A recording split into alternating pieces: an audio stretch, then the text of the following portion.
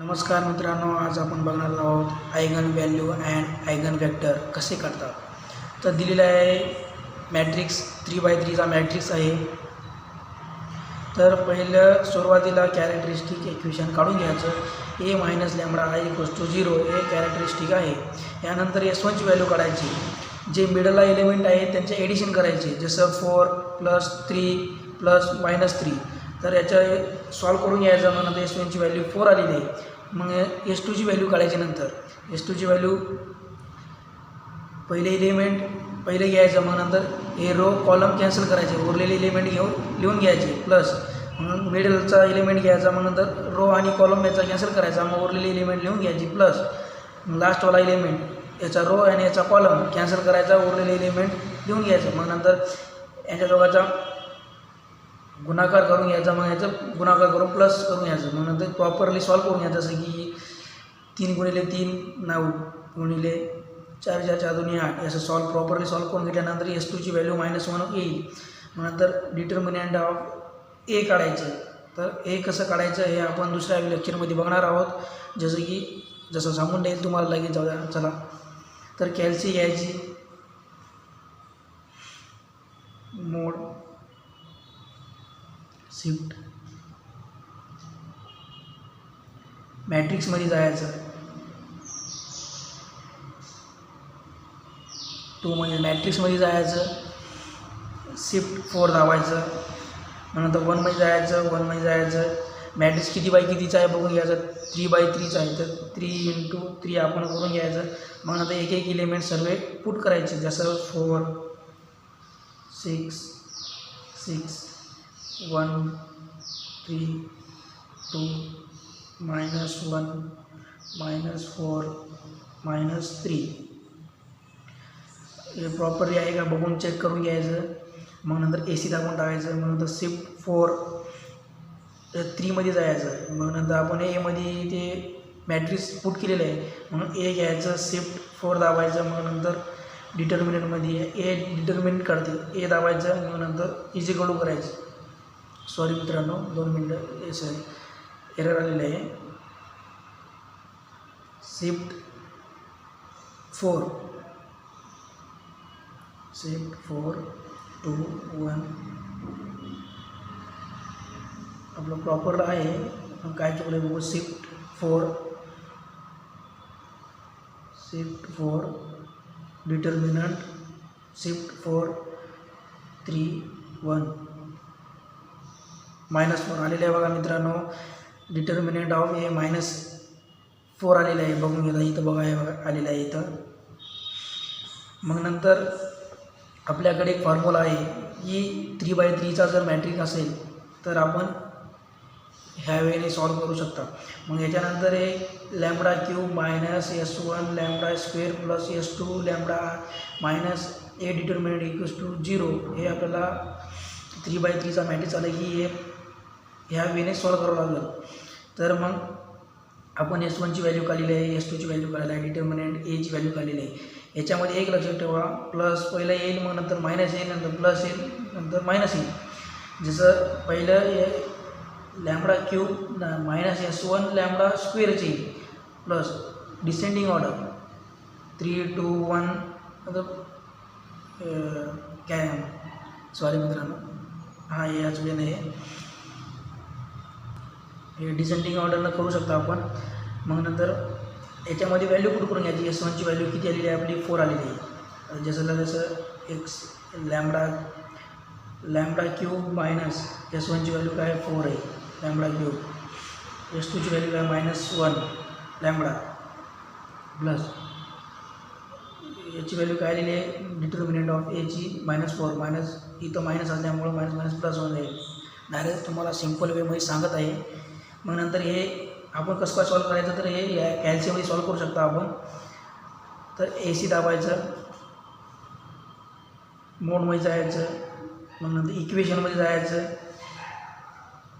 डिग्रीमध्ये जायचं. आपलं किती बाय कितीचा मॅट्रिक्स आहे हे चेक करायचं. 3x3 आहे आपला, तर 3 दाबून घ्यायचा, हे पुट करून घ्यायचं. A ची व्हॅल्यू म्हणजे λ ची 1 समोरची व्हॅल्यू, इथं काही नाही म्हणजे 1 असते. मग नंतर -4 -1 4 हे बघा x1ची व्हॅल्यू 4 आलेली आहे मित्रांनो. मग नंतर x2ची व्हॅल्यू -1 आणि x3ची व्हॅल्यू 1. जसे की प्रत्येक कॅल्सीमध्ये किंवा 4 पहिले येईल, मग नंतर +1 येईल, -1 येईल. याच्यानं काही फरक पडत नाही मित्रांनो, तुम्ही तुमच्या ह्याच्याने सॉल्व करू शकता. आपण आता नंतर आपला λ1 = 4, λ2 = 1, λ3 = -1 हे आपले आहेत ॲयगन व्हॅल्यूज. जे लॅम्बडाची व्हॅल्यू आलेली आहे ते प्रॉपरली इक्वेट करून टाकायचं. मग नंतर λ1, λ2, λ3 असं देऊन घ्यायचे. मग नंतर हे आपले ॲयगन व्हॅल्यूज आहेत. तर मग आपण ॲयगन वेक्टर फाइंड करायचे. याच्यावरून या ॲयगन व्हॅल्यूवरून आपण ॲयगन वेक्टर फाइंड करू शकता. जसं की नाव eigen vector corresponding to eigen value λ1 = 4 is given by हे कॅरेक्टरिस्टिकमध्ये ठेवायचं. हे -λ1i × x = 0 ह्या कॅरेक्टरिस्टिकने आपण सॉल्व करू शकता. तर समोर आहे आपलं, समोर नेक्स्ट पॅनवर जाऊ. तर मित्रांनो बघू शकता आपण आता ह्याच्याने सॉल्व करू शकता. आपण ॲयगन वेक्टर काढू शकता. तर याच्यामध्ये आपण λ1ची व्हॅल्यू 4 घेतलेली आहे. तर हे ए म्हणजे जे क्वेश्चनमध्ये दिलेलं आहे आपल्या ते मॅट्रिक्स. मग नंतर मायनस लॅम्बडाची व्हॅल्यू आपण किती घेतलेली आहे 4 आहे. आणि आयची व्हॅल्यू म्हणजे काय बाबा, इथं -4 येईल आणि इथं 1 येईल आय म्हणजे. तर आपण डायरेक्ट याच्यामध्ये मल्टिप्लाय करून घेतलेलं आहे. जसं तुम्हाला समजण्यासाठी करून देईल साईडला. आयची व्हॅल्यू आपल्याकडे आयची मॅट्रिक्स काय येईल 1 1 1 0 0 0 0 0 0 आयडेंटिटी मॅट्रिक्स बोलतात. तर मग आपण हे न करता डायरेक्ट मल्टिप्लाय आपण इथं करून घेतल्या, कारण आपल्याला सोप्या वेळेमध्ये समजेल म्हणून. ज्या इथं आपल्याला समोर लिहिता येईल लॅम्बडाची व्हॅल्यू पण आपण मल्टिप्लाय करून घ्यायचं म्हणतात. तर मग हे x1 x2 x3 याचं म्हणून = 0 0 0 घ्यायचे. मग नंतर सगळ्यात सोपं 4 - 4 0 6 - 0 6 6 - 0 6 1 - 0 1 3 - 4 -1 2 - 0 2 -1 -1 -0 -1 राहील. हे जसं राहील, फक्त हे आपण याच्यासोबतच करू शकता डायरेक्ट. तर -3 - 4 -7 मायनस प्लस होऊन जाईल, त्यामुळं 7 आलेले आहे -7. तर मग नंतर x1 x2 x3 यायचं, मग नंतर = 0 0 यायचं. आता आपण याच्यामध्ये ना कोणते पण कन्सिडर करू शकता. जसं x1 इक्वेशन 1 इक्वेशन 2 इक्वेशन 3. पण हे इंडिपेंडंटच असेल तरच घेऊ शकता आपण, डिपेंडंट असेल तर घेऊ शकत नाही. जसं बाबा इंडिपेंडंट म्हणजे काय, इंडिपेंडंट म्हणजे हे स्वतंत्र, म्हणजे हे याच्या रिलेटेड नसावं, हे याच्या रिलेटेड नसावं. जर एक्झाम्पल डिपेंडंट म्हणजे काय, हे एकसारखे नसावे. जसं डिपेंडंट म्हणजे एकावर एक अवलंबून असते. जसं एखादा आपण घेतलेलं आहे बाबा 1 1 1 -1 -1 -1 असं आहे इक्वेशन 1 इक्वेशन 2मध्ये. पण याला आपण मल्टिप्लाय करून याला आपण मायनस आपण करू शकतो. तर या काय झाले, डिपेंडंट झाले. तर हे आपल्याला घ्यायचं नाही. जसं की कशानं बी मल्टिप्लाय करून ते एकसारखे नाही आले पाहिजे. तर आपण कन्सिडर करते वेळेस याचं चेक करायचं, क्रॉस चेक करायचं की बाबा कोणतं इंडिपेंडंट आहे कोणतं डिपेंडेंट आहे. तर इंडिपेंडंट घ्यायचं, याच्यामध्ये डिपेंडेंट नसल्यामुळं आपण कोणते पण घेऊ शकता. जसं आपण घेतलेलं आहे R1 R2. हे कसं, मग नंतर R1 R2 लिहून घ्यायचं. 0x1 + 6x2 + 6x3 = 0. मग नंतर सेकंड 1 - x2 + 2x3 = 0. मग नंतर आपण याला 2 वेने सॉल्व करू शकता. एक फ्री व्हेरिएबल अँड ग्रॅमर्स लून सॉल्व करू शकता. जसं ग्रॅमर्स रूल्स म्हणजे काय आणि फ्री व्हेरिएबल म्हणजे काय, तर इथं आपण तुम्हाला समजून देईल सोप्या भाषेमध्ये. नंबर ऑफ इक्वेशन किती आहे, 1 2 3 इक्वेशन, आणि आपण कन्सिडर किती धरता 2. 3 - 2 = 1 म्हणजे फ्री व्हेरिएबल 1 आहे.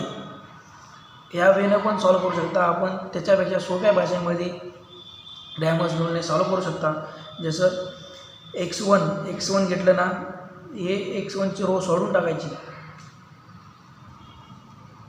x1 घेतलं ना, याचे x1 सोडून टाकायची. x2 3x3 घ्यायचं. जसं 6 -1 2 = x2. प्रत्येक वेळेस प्लस मायनस प्लस ह्या वेने जाईल. प्रत्येक वेळेस -x2च राहील. मग x2ची बारी येईल तेव्हा x2 घ्यायचं नाही, x1 आणि x3 घ्यायचं. जसं 0 6 1 2 = x3. x3 घ्यायचं नाही. मग नंतर 0 6 1 -1 टी पुट करू शकता किंवा नाही करू शकता, तुमच्या मनावर आहे. x3 समजलं ना. हे कसं काय घेतलं समजलं तर मग नंतर त्याला प्रॉपरली सॉल्व करून घ्यायचं, गुणाकार करून घ्यायचा प्रॉपरली. जसं की साईडच्या साईड दोन्ही 12 + 6 6 6 मायनस प्लस होऊन जाईल. x1ची व्हॅल्यू किती आहे 18 आलेली आहे. मग नंतर हे पण प्रॉपरली सॉल्व करून घ्यायचं. असंच 2 0 6 x2 -x2 = -6. हे पण प्रॉपरली सॉल्व करून घ्यायचे. हे काही रॉकेट सायन्स नाही आहे, सगळ्यात सोपं आहे मल्टिप्लाय करणे. जसं -1 0 होऊन जाईल 6. x1ची व्हॅल्यू 18 आलेली आहे. -x2ची व्हॅल्यू 6, x3ची व्हॅल्यू -6. x1ची व्हॅल्यू 18, x2ची व्हॅल्यू 6, x3ची -6. तर आपण याला हे +6 कशामुळे आला समजलं का. याला मायनसने मल्टिप्लाय करू शकता. याच्यानंतर इकडे गेला -x2 = -6 होईल. मग नंतर मायनसने मल्टिप्लाय केल्यानंतर मायनस कॅन्सल होऊन जातील. x2 = 6 मल्टिप्लाय केल्यानंतर x = 2. तर आपण याला लिहून घेऊ शकता. x1 = 18 6 -6 तसेही लिहू शकता. आणि याला सॉल्व केलेले बाबा, याला 2 मल्टिप्लाय केलेले आहे. जसं की जसं 2ने डिवाईड करायचं, मल्टिप्लाय म्हणतो, डिवाईड करायचं. मग नंतर 9 येईल. जसं की 2च्या पाड्यामध्ये 18 किती वेळ म्हणजे किती महिन्यानंतर येईल 9 बेन 9 18. तसं मग नंतर बेच्या 6 -3 याला अजून सिम्पल वेमध्ये कसं लिहू शकतो आपण. अजून याला 3च्या पाड्यामध्ये आपण घेऊ शकतो. याला 3 1 3 -1 3 1 3 3 1 3 3 7 3 3 9 3 3 9. तर या x1ची व्हॅल्यू म्हणजे आयगन वेक्टर्स हे x1चे आहे. असं आपण x1 x2 x3 जसं की आपण λ1 λ2 λ3ची व्हॅल्यू आली, तर आता आपण x2ची व्हॅल्यू काढू. आणि इथं आपण काय घेतलेलं होतं λ1 = 4. तर आपण दुसऱ्या याच्यामध्ये λ2 आपली व्हॅल्यू काढलेली होती 1. तर दुसऱ्या याच्यावर पेजवर बघा. नाव eigen vectors corresponding to eigen value λ2 = 1 is given by. जसं हे मागच्या वेळेस सॉल्व केल्या होत्या आपण त्याच वेळेनं सॉल्व करायचं. हे कसं घेतलं आपण a - λI x = 0 या वेने. एची व्हॅल्यू एची मॅट्रिक्स -λ. लॅम्बडाची व्हॅल्यू किती आहे 1 असल्यामुळं मल्टिप्लाय याच्यामध्ये 1 गेल्यानं 1च राहील आहे. मग नंतर x 0. याला प्रॉपरली सॉल्व करून घ्यायचं. सॉल्व करणं म्हणजे काय खूप मोठी गोष्ट नाही, फक्त मायनस करणं आहे. ते बी पण हे 3च चेंज होतील, हे जशास तसे राहतील. जसं तुम्हाला सगळ्यात सिम्पल सॉल्व करून दाखवतो. 4 - 1 3 6 तसंच राहील, 1 तसंच राहील. 3 - 1 2 2 - 0 0 राहील, 2 राहील -1 -4 -3 -1 मायनस प्लस होऊन जाईल. मोठी संख्या 3 असल्यामुळं याचं साईन लागेल. तर तुम्हाला सगळ्यात सिंपल सांगतो, जर तुम्हाला माहीत नसेल तर मायनस प्लस होतो, प्लस मायनस होतो, मायनस मायनस प्लस मायनस होतो. फक्त एवढंच आहे ना, जी मोठी संख्या आहे त्याचा साईन लागतो. आलं लक्षात? तर आपण आता हे आलेले आहे आपले मॅट्रिक्स. याच्यामध्ये कोणतं इंडिपेंडेंट कोणतं डिपेंडेंट आहे बघून घ्यायचं. याच्यामध्ये कोणतं आहे का बाबा असं. तर हे 2 दिसतं आहे आपल्याला की याला आपण 2ने डिवाईड करून आपण काही करू शकतो का असं बघून घ्यायचं. तर मग आपण हे 2 न घेता वरचे दोन घेऊन घ्यायचे. जसं मागच्या ह्याच्या सांगितलं आहे मी मला x1 काढते वेळेस, जसं R1 R2 याचे 2 सिमिलर होऊ शकतात का नाही. तर आपण कशाला जरी मल्टिप्लाय केलं ना तरी आपण घेऊ शकत नाही. याला 3ने मल्टिप्लाय करता आपण घेऊ शकतो. म्हणजे डिपेंडन्ससारखं होऊ शकतं पण 2 आणि 3 होऊ शकत नाही. तर आपण कन्सिडर करायचं R2 आणि R3, R1 आणि R2 घ्यायचं. मग नंतर बाय ग्रॅमर्स रूलने सॉल्व करायचं. आपण 2 वेने सॉल्व करू शकता. जसं सांगल्याप्रमाणे फ्री व्हेरिएबलला पण सॉल्व करू शकता आणि ग्रॅमर्स रूलने पण सॉल्व करू शकता. x1चं डिटर्मिनंट काढते वेळेस हे तुम्ही आहे ना मॅट्रिक्ससारखं काढू नका. हे डिटर्मिनंट म्हणजे x1 असं असते. सॉरी गलतीने झालेलं आहे. तर आपण डिटर्मिनंट ए कसं काढायचं, तर x1 काढते वेळेस x1ची व्हॅल्यू हे दोन्ही याच्यातली घ्यायची नाही, x2 आणि x3 घ्यायचे. जसं 2 2 -4 -4 इक्वल टू x2 काढते वेळेस x2ची व्हॅल्यू घ्यायची नाही, x1 आणि x3 घ्यायची.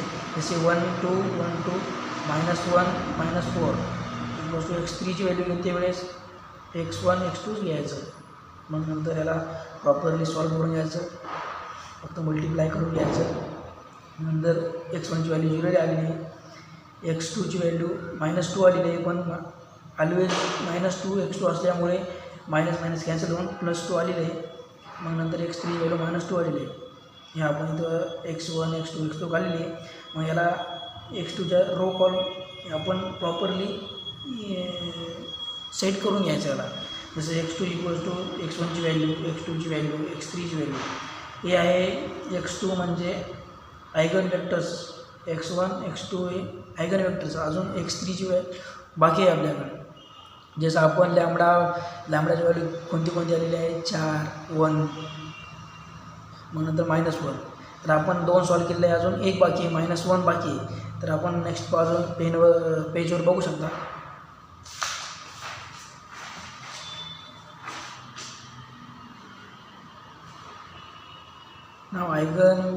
Now eigen vector corresponding to eigen value lambda 2 equals to -1. Characteristic a minus lambda I x equals to 0. हे ए म्हणजे मॅट्रिक्स जे क्वेश्चनमध्ये दिलेले आहे. मायनस लॅम्बडाची व्हॅल्यू -1 असल्यामुळं आयची व्हॅल्यू 1 असते. आयडेंटिटी म्हणजे आईचं मॅट्रिक्स हे आईचं आहे म्हणजे 1 1 1 0 0 0 0 0 0. जर मॅट्रिक्स 2/2चा असला तर 1 1 0 0 हे व्हॅल्यू ऑलवेज आयची व्हॅल्यू असते. हे याच्यामध्ये डीपमध्ये जायची गरज नाही आपल्याला. सगळ्यात सिम्पल वे मी तुम्ही असं सॉल्व करत तर तुम्हाला मार्ग भेटून जातील. तर जास्त दिमाग लावायचं नाही. फक्त आहे ना I1ची व्हॅल्यू ए असते. फक्त आपण अजून एक स्टेप वाढला असता, पण फक्त तुम्हाला सोपं समजण्यासाठी आपण असं केलेलं आहे. आता याच्यामध्ये -1 मल्टिप्लाय केल्यानंतर -1 1 1 होऊन जाईल. तर आपण असं घेतलेलं आहे. मग x1 x2 x3 equals to 0 0. नंतर याच्यातून मायनस केल्यानंतर हे आलेलं आहे. मग याच्यातून आपण आता डिपेंडेंट कोणता आहे का बघून घ्यायचं. हे 2 सारखे दिसतात बघा डिपेंडेंटसारखे. याला जर R2ला जर आपण मल्टिप्लाय मायनस नाही केलं तर हे व्हॅल्यू येऊ शकतात. तर आपण हे 2 घेऊ शकत नाही. R1 आणि R2 घ्यायचं. हे दोघांना आपण डिपेंडेंट होऊ शकत नाही. तर R1 R2 घ्यायचं आपण कन्सिडर करायचं. मग नंतर हे सॉल्व म्हणजे x1 x2 x3 x1 x2 x3 घेतल्यानंतर बाय ग्रॅमर्स रूलने सॉल्व करायचं. Determinant of x x2 x3 काढायचं. जसं x1 घेते वेळेस जसं सांगल्याप्रमाणे आपण x1 घ्यायचं नाही, मग x2 x3 घ्यायचं. मायनस x2ची व्हॅल्यू x2 घ्यायचं नाही, x1 x3 घ्यायचं. जसं x3 घ्यायचं नाही, x1 x2 घ्यायचं जसं 5 6 5 6 1 4 1 4. तर याला मल्टिप्लाय करून घ्यायचं प्रॉपरली, मग नंतर सॉल्व करून घ्यायचं. जसं 6 6 12 मायनस 6 6 24 24 नंतर मायनस मायनस मोठी संख्या मायनस असल्यामुळं 12 आलेले आहे. x1ची व्हॅल्यू -12 आलेली आहे. मग नंतर x2चं पण तसंच +4 आलेली आहे. मग x3ची व्हॅल्यू -14 आलेली आहे. तर याला आपण प्रॉपर वेमध्ये लिहून घेते वेळेस x3 = -12 4 14. मग नंतर याला आपण अजून सिम्पल वेमध्ये कसं लिहू शकता, जसं 2च्या पाड्यामध्ये 12 किती म्हणजे कधी येईल बाबा, तर 6 नंतर 2 14 7. हे आहे आपलं eigen vectors x1 x2 x3 जे प्रॉपरली लास्टला लिहू शकता आपण. x1 x2 x3 is eigen vectors. तर मित्रांनो हे आपलं इथं संपलेलं आहे क्वेश्चन. काही बोलण्यामध्ये चुकी झाली असताना माफ करा मित्रांनो. काही समजलं नसलं तर तुम्ही कमेंट सांगू शकता, कमेंटमध्ये लिहून करू शकता. धन्यवाद मित्रांनो.